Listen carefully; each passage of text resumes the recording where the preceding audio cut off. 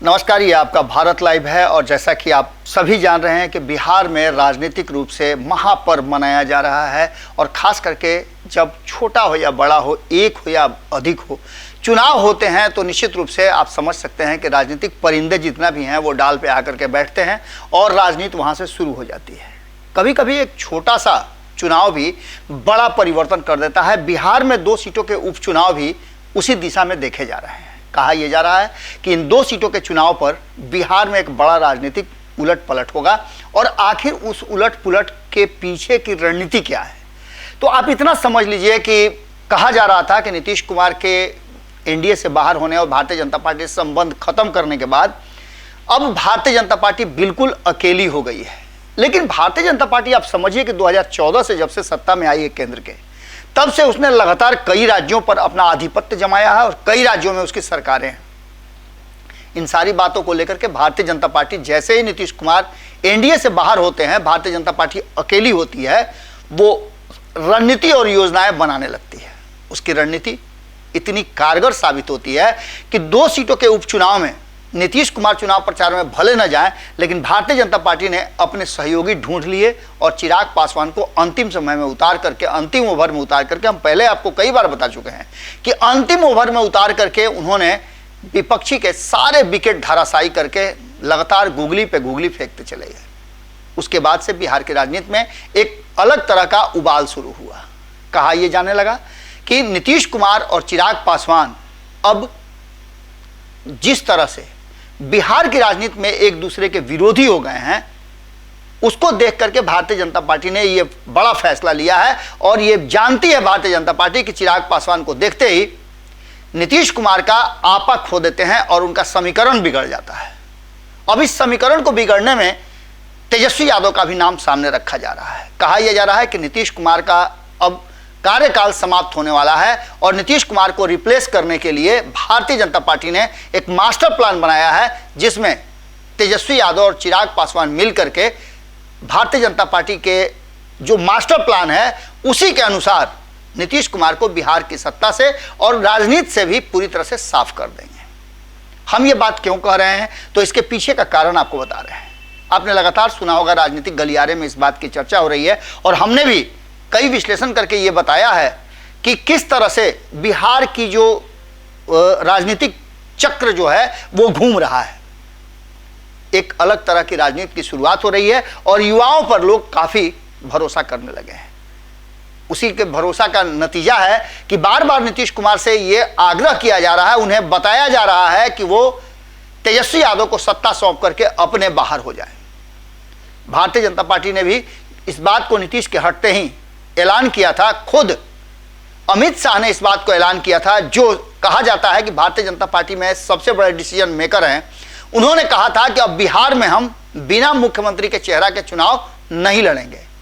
इसके साथ साथ आपको एक और बात बताते हैं। चिराग पासवान ने कहा था कि मध्यावधि चुनाव होंगे, 2024 और 25 पार नहीं करेगा। एक बात तो उन्होंने कही थी, उसकी एक सुगबुगाहट। और हमने भी आपको लगातार 2020 के चुनाव परिणाम आने के बाद ही जैसे सरकार बनी, ये बात बताई थी कि नीतीश कुमार और भारतीय जनता पार्टी का ये संबंध और एनडीए की सरकार बिहार में लंबा नहीं चलेगी, 24 महीना के अंदर में ये सरकार गिर जाएगी। और बिल्कुल उसी तरह से बिहार की राजनीति में एक्ट हुआ। इन सारी बातों को लेकर के जिस तरह से सब कुछ सामने नजर आया, वो साफ बता रहा था कि बिहार की राजनीति में कई तरह के परिवर्तन हुए हैं। इसी परिवर्तन का एक नतीजा है कि चिराग पासवान जो दूरी बना करके चल रहे थे और भारतीय जनता पार्टी ने भी उनसे दूरी बनाई थी, वो एक बार फिर से एनडीए के अहम चेहरा बन गए हैं। जिस तरह से एनडीए के नेताओं ने, भारतीय जनता पार्टी के नेताओं ने चिराग पासवान को हाथों हाथ लिया है, वो साफ दिखा रहा है कि कहीं ना कहीं बिहार की राजनीति में एक नया परिवर्तन शुरू हो चुका है। अब भारतीय जनता पार्टी ने जो प्लान बनाया है, उस प्लान के तहत भारतीय जनता पार्टी कहीं ना कहीं अपने मास्टर स्ट्रोक के जरिए तेजस्वी यादव और चिराग पासवान को सामने करके नीतीश कुमार को बिहार की राजनीति से पूरी तरह से आउट कर देगी। और जहां तक 2024 के लोकसभा चुनाव में नीतीश कुमार के प्रधानमंत्री उम्मीदवारी की बात है, दावेदारी की बात है, तो वो लगभग अब धीरे धीरे ढीला पड़ता जा रहा है, क्योंकि नीतीश कुमार एक बार फिर से केंद्र की राजनीति करने से ज़्यादा बिहार पर फोकस करने लगे हैं और तेजस्वी यादव के जरिए वो अपनी राजनीतिक जमीन बनाए हुए हैं, बरकरार रखे हुए हैं। भाजपा ने कहीं ना कहीं वो मास्टर प्लान रेडी कर लिया है, जिस मास्टर प्लान के सुगबुगाहट आने के बाद बिहार की राजनीति और खास करके महागठबंधन में अकुताहट जो आप देखे होंगे, अकुलाहट जो देखे होंगे, वो शुरू हो चुकी है। जीतन राम मांझी का बयान भी हमने आपको बताया, वो कहीं ना कहीं इशारा कर रहा है। और इसके साथ साथ भारतीय जनता पार्टी लगातार अपना जो एजेंडा है हिंदुत्व वाला, उसको लेकर के सामने आई है।